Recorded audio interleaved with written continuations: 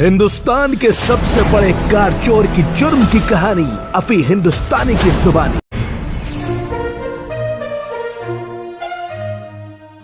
1995 दिल्ली के खानपुर से ये ऑटो चालक का सफर शुरू हुआ, सिलसिला शुरू हुआ और देखते ही देखते वो हिंदुस्तान का सबसे बड़ा कार चोर बन गया।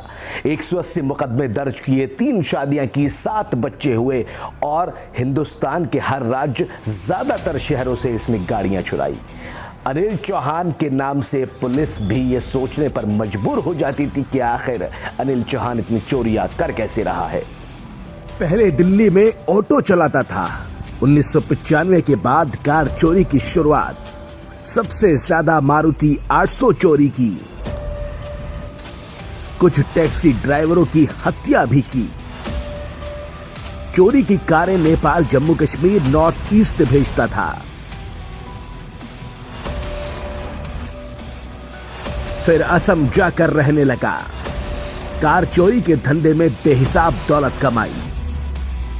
दिल्ली, मुंबई, नॉर्थ ईस्ट में जमीन जायदाद। ईडी ने मामला दर्ज किया है।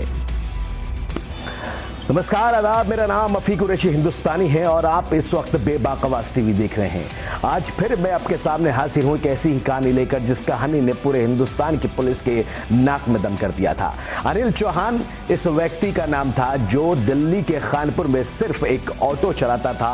ऑटो चलाकर अपने परिवार का भरण पोषण करता था, लेकिन अचानक एक दिन ये अनिल चौहान एक चोरी कर देता है और जब ये चोरी अनिल चौहान कर देता है तो चोरियों में अनिल चौहान को मजा आने लगता है। उसको लगता है कि अब तो इनकम का जरिया मिल गया और कम मेहनत में ज्यादा पैसे उसको मिलने लगे।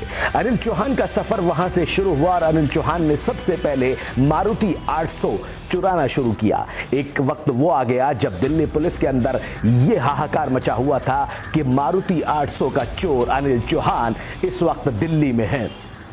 एक वक्त वो आ गया जब लोग अपनी मारुति 800 कार को बचाए बचाए फिर रहे थे। कोई ये कह रहा था कि मारुति 800 चुराने के लिए ही चोरों ने यहां पर दस्तक दी है और कोई ये कह रहा था कि मारुति 800 को अगर आपने बचा लिया तो बाकी गाड़ियां नहीं चुरेंगी।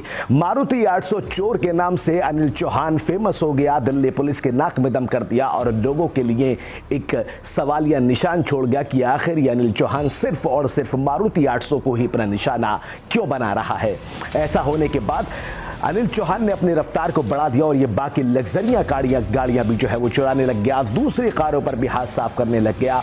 दिल्ली पुलिस के मुताबिक अनिल चौहान हिंदुस्तान का सबसे बड़ा कार चोर बन गया। तकरीबन 5000 गाड़ियां इसने चुराई दिल्ली, बंबई जैसे शहरों से। आखिरकार मुखबिर की सूचना पर दिल्ली पुलिस ने इस अनिल चौहान यानी हिंदुस्तान के सबसे बड़े कार चोर को दबोच लिया। क्या कुछ कहा पुलिस ने, जरा ये सुन लीजिए। उसके बाद हम अनिल चौहान की वो कहानी भी आपको बताएंगे जिस कहानी को लेकर इस वक्त अनिल चौहान चर्चा में चल रहा है। अनिल चौहान पर दिल्ली क्षेत्र के 146 मुकदमे हैं और इसके अलावा हरियाणा, यूपी और असम में भी इसके ऊपर केसेस हैं। अभी तक हमें टोटल 180 केसेस के बारे में पता चल चुका है। अनिल चौहान 90 के दशक से गाड़ियां चुराता रहा है।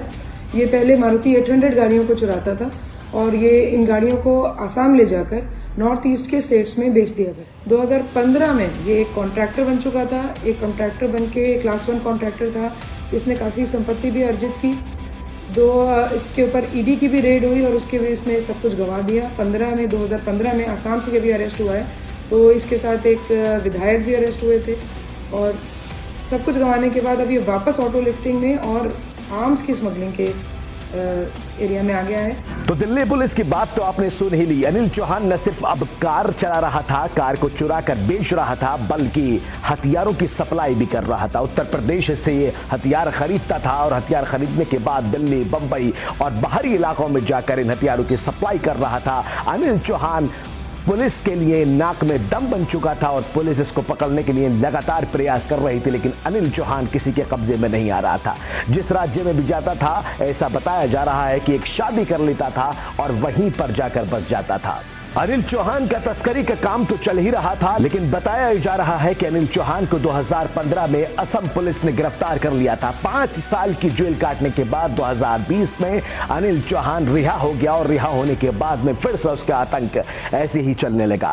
कार चोरियां भी होने लगी, हथियारों की सप्लाई भी होने लगी। बताया जा रहा है कि तकरीबन 180 मुकदमे अनिल चौहान के नाम पर दर्ज किए गए हैं और जब इसके खिलाफ मुकदमा दर्ज होता था उतना ही ये और ज्यादा मजबूत हो जाता था और ज्यादा क्राइम की तरफ बढ़ जाता था। अनिल चौहान को फिलहाल पुलिस ने गिरफ्तार कर लिया है। अनिल चौहान के पास से दिल्ली पुलिस को एक कार चोरी की 6 पिस्टल और कारतूस बरामद पुलिस ने किए।